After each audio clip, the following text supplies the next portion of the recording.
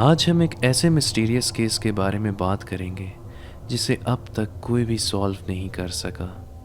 The case of Elisa lamb.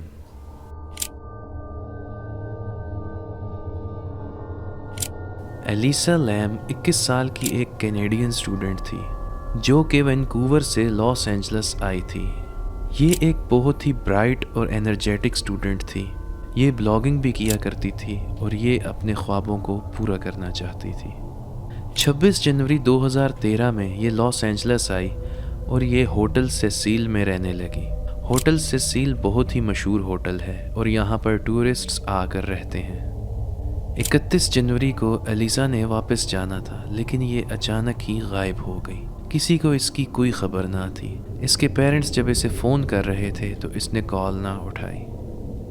1 फरवरी को Elisa के parents ने पुलिस में कंप्लेन कर दी कि हमारी बेटी इस वक्त मिसिंग है। पुलिस ने इसका सर्च ऑपरेशन स्टार्ट किया और कई हफ्ते गुजर गए, लेकिन इसका कुछ पता नहीं चला।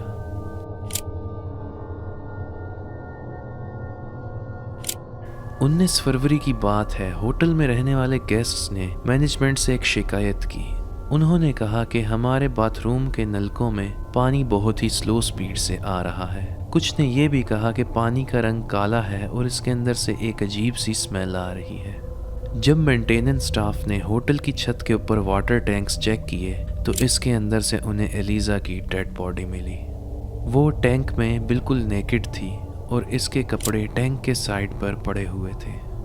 ये सब कुछ सुनने के बाद वहाँ पर रहने वाले लोग बहुत डर गए। इसकी बॉडी को ऑटोप्सी के लिए बाहर भेज दिया गया और पुलिस ने अपनी इन्वेस्टिगेशन स्टार्ट कर दी।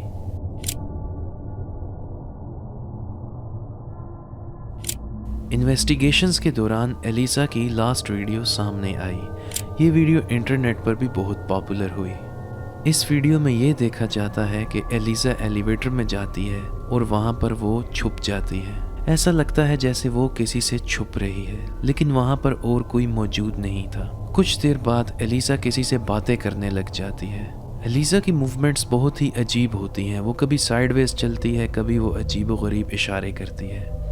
ये एलिसा की लास्ट वीडियो थी और इसके बाद एलिसा गायब हो गई।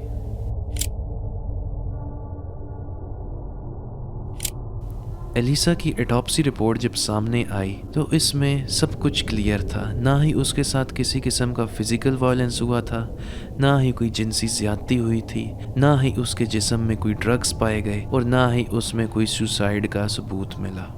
तो आखिर ये उस टैंक तक पहुंची कैसे? इन्वेस्टिगेशन एजेंसीज ने यह कहा कि एलिसा का कत्ल हुआ है। इसे किसी ने कत्ल किया और उसके बाद इसकी बॉडी वाटर टैंक में डंप कर दी, क्योंकि वाटर टैंक की जो लिड थी, जो उसके ऊपर का ढकना था, वो काफ़ी भारी था और उसे ये खुद अकेले उठा नहीं सकती थी और ना ही अंदर से बंद कर सकती थी। इस वजह से ये सुसाइड नहीं थी बल्कि ये एक मर्डर था। इन्वेस्टिगेशन एजेंसीज ने तो ये कह दिया, लेकिन ये कोई क्लियर आंसर नहीं था। इसके बारे में लोगों ने बहुत सी थ्योरीज दी हैं।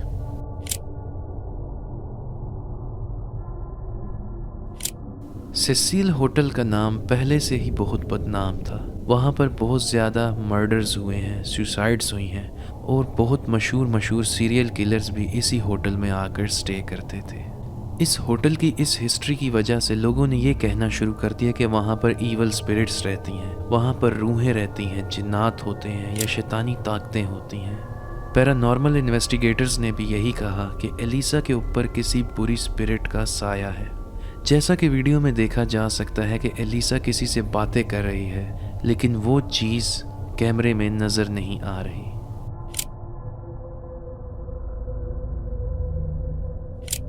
एलिसा लैम को बाइपोलर डिसऑर्डर था और वो डिप्रेशन से भी लड़ रही थी।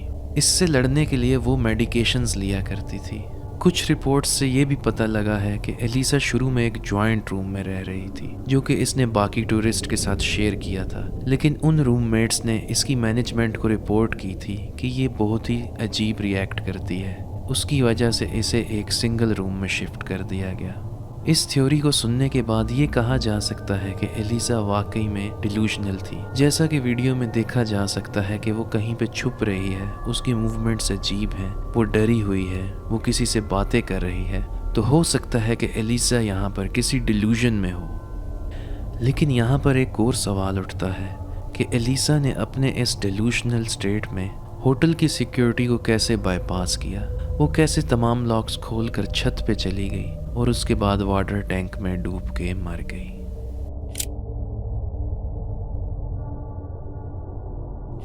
लास्ट थ्योरी यही है जो इन्वेस्टिगेटर्स ने कहा था कि इसका मर्डर हुआ है। सेसील होटल पहले ही सीरियल किलर्स की वजह से मशहूर था और ये भी कहा जाता है कि होटल का स्टाफ इसके मर्डर में मुलव्विस था।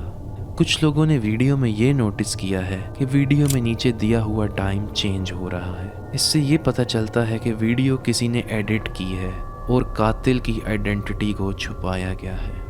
एलिसा के फ़ोन और लैपटॉप को पुलिस रिकवर ना कर सकी। यहाँ पर एक आखिरी अजीब पॉइंट ये है कि एलिसा के मरने के बाद भी उसका टम्बलर अकाउंट अपडेट होता रहा। ऐसा भी हो सकता है कि इसका अकाउंट किसी ने हैक कर लिया हो या फिर इसके पीछे कोई और ही राज छुपा है। दोस्तों, अगर आपको ये वीडियो पसंद आई तो इस वीडियो को लाइक करें और मेरे चैनल को सब्सक्राइब करें। कमेंट्स में आप अपनी थ्योरीज और राय भी लिख सकते हैं। मैं इस तरह की दिलचस्प वीडियोस रोज़ लाता हूँ। मिलेंगे मेरी नेक्स्ट वीडियो में। अल्लाह हाफिज़।